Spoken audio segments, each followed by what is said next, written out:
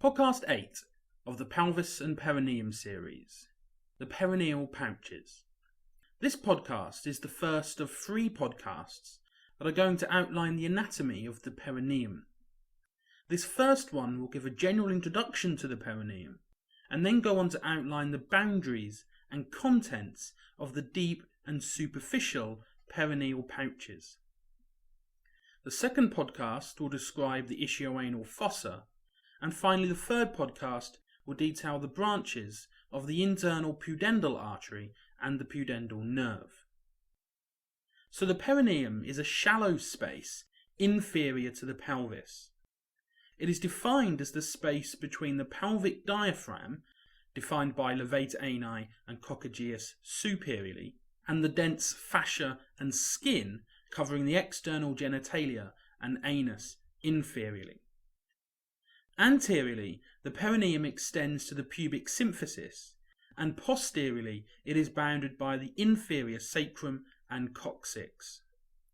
Laterally, the perineum is bounded by the 2 ischial tuberosities.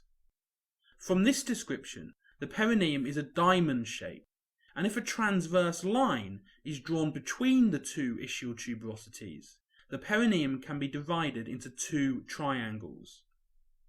Posterior to this line is the anal triangle, and anterior to this line is the urogenital triangle.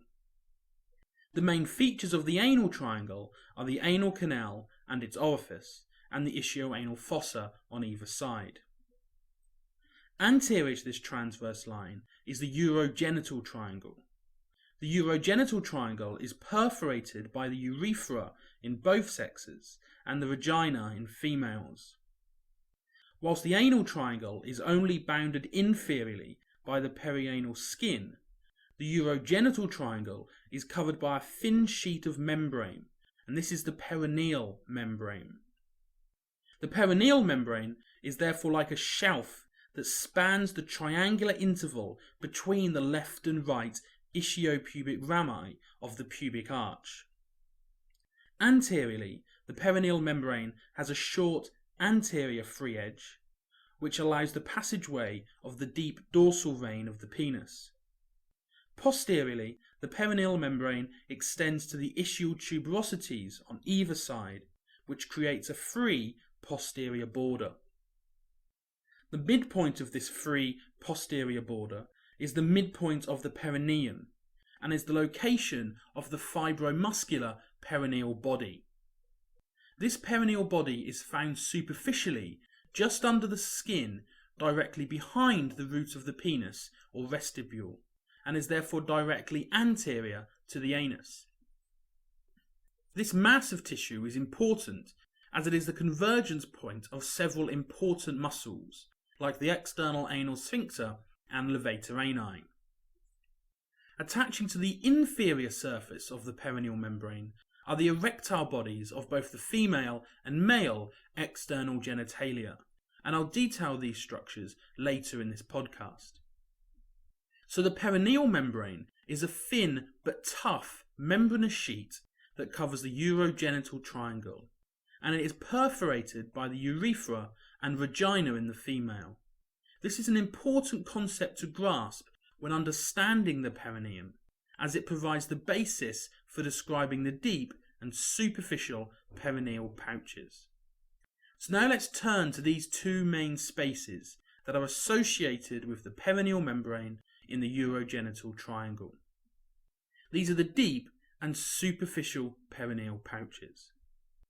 Using the perineal membrane as a landmark, then basically the space superior to the perineal membrane is the deep perineal pouch, whilst the space inferior to the perineal membrane is the superficial perineal pouch.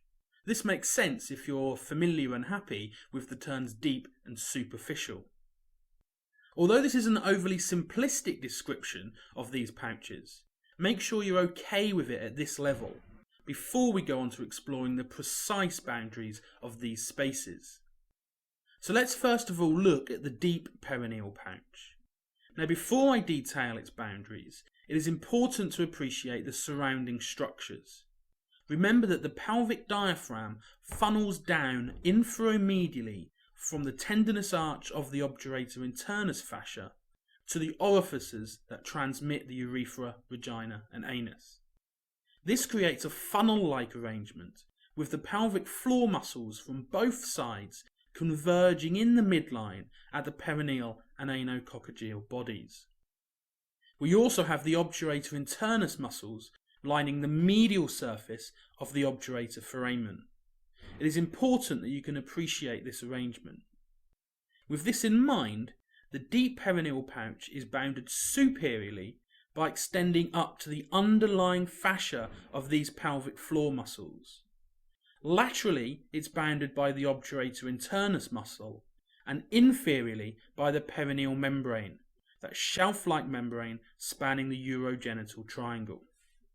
Within the deep perineal pouch are a series of flat, disc-like striated muscles, and these sit directly on top of the perineal membrane and surround the perforating urethra and, in the female, the vagina. Surrounding the urethra is the external urethral sphincter and the compressor urethrae. The compressor urethrae muscle runs obliquely across the perineal membrane towards the urethra from the two ischiopubic rami. Located along the posterior free edge of the perineal membrane is the deep transverse perineal muscles. And then finally, in the female, surrounding the vagina, is the urethro-vaginal sphincter. So within the deep perineal pouch, immediately superior to the perineal membrane, are a series of flat, disc-like striated muscles. There's the external urethral sphincter, there's compressor urethrae, the deep transverse perineal muscle, and specifically in the female, the urethro-vaginal sphincter. Older texts will refer to this collection of muscles as the urogenital diaphragm. Importantly though, do not confuse the urogenital diaphragm with the pelvic diaphragm. Remember, the pelvic diaphragm is the levator ani and coccygeus muscles. The urogenital diaphragm is this collection of flat, disc-like muscles within the deep perineal pouch that sit directly superior to the perineal membrane. Finally, also in the deep perineal pouch are the bulbourethral glands and the anterior recesses of the ischioanal fossae. I'll come back to these fossae in a later podcast. So if the deep perineal pouch is located superior to the perineal membrane, the superficial perineal pouch is located inferior to the perineal membrane. The exact boundaries are superiorly the perineal membrane and inferiorly the dense fascia that lines the perineal skin. This dense layer of fascia extends inferiorly from Scarpa's fascia on the anterior abdominal wall to line the external genitalia and join the perineal membrane as Cole's fascia. And I'll return to this at the end of the podcast when we talk about rupturing of the urethra. The superficial perineal pouch of both the male and female contains the erectile bodies of the external genitalia. So if we start with the male, then these erectile bodies are associated with the penis, which consists of a root, body, and a glans. The root of the penis is the part which is attached to the inferior surface of the perineal membrane and consists of the crura and bulb. The two crus are masses of erectile tissue which attach to the inferior surface of the left and right ischiopubic rami.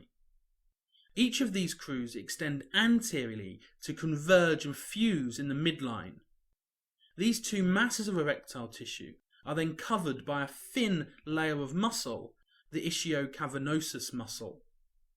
These are erectile pieces of tissue which engorge with blood and enable an erection. The bulb of the penis root is formed from a single mass of erectile tissue, the corpus spongiosum. The corpus spongiosum attaches to the inferior surface of the perineal membrane in the midline, and it extends to run along the ventral underside of the corpora cavernosa. Distally, the corpus spongiosum dilates, and this forms the glans penis. Like the corpora cavernosa, the corpus spongiosum is covered by a fin muscle, the bulbus spongiosus. Entering the corpus spongiosum at the penis root is the urethra. Remember, the urethra perforates the perineal membrane to then run through this erectile body to the external urethral orifice. The penis body contains these three erectile masses of tissue, the dorsally positioned paired corpora cavernosa and the ventral corpus spongiosum, and the respective muscles that cover these masses have tapered off, so that these masses are only covered by the deep penile fascia, or Buck's fascia. Superficial to this deep penile fascia is Darter's fascia, which is continuous with Cole's fascia. A knowledge of this fascia is important when considering extravasation of urine due to rupture of the urethra. If you remember that the urethra can be split into four parts, the preprostatic, prostatic, intermediate or membranous, which is in the deep perineal pouch, and the spongy or penile urethra, which is in the superficial perineal pouch. It is these last two parts and their relation to the perineal membrane which is important.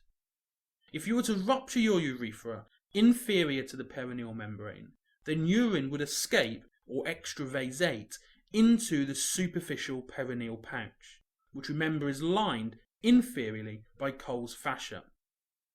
If you remember that Cole's fascia is continuous with Scarpa's fascia, which is superficial to the musculature of the anterior abdominal wall, urine can therefore fill the scrotal sac and also dilate the anterior abdominal wall in between the skin and layers of anterior abdominal wall muscle. This outcome usually results from a forceful blow on the perineum. This outcome usually results from either a forceful blow on the perineum, like when you fall on a beam, or a urethral catheter being misplaced. If the intermediate or membranous urethra is ruptured, this usually arises via pelvic girdle fracture. Urine can escape into the deep perineal pouch, as the intermediate or membranous urethra lies within the deep perineal pouch, superior to the perineal membrane. This urine may migrate superiorly through the urogenital hiatus to surround the prostate and bladder, limited only superiorly by the layer of peritoneum. If we now turn to the female's superficial perineal pouch, then this pouch also contains a series of similar erectile tissues, and these go on to form the clitoris. Like the penis, the clitoris also contains a root, a body, and a glans, and the erectile tissues are also covered by a thin layer of muscle.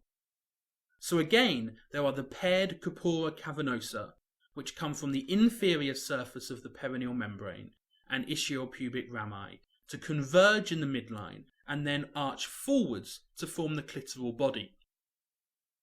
These erectile tissues are also covered by the thin ischiocavernosus muscle. Centrally, the vaginal opening is flanked on either side by the bulbs of the vestibule. These share the same attachments as the corpus spongiosum in the male and attach to the inferior surface of the perineal membrane in the midline, only to be separated by this opening of the vagina. They extend anteriorly, either side of the vaginal opening, to sit under the body of the clitoris and form the glans clitoris. The bulbs of the vestibule are also covered by a thin layer of muscle, the bulbospongiosus. So finally, looking in the female superficial perineal pouch, posterior to the bulbs of the vestibule are the Bartholin's glands. Although in the superficial perineal pouch, these are analogous to the bulbourethral glands in the male. The ducts of these glands open into the vestibule and produce secretions during sexual intercourse.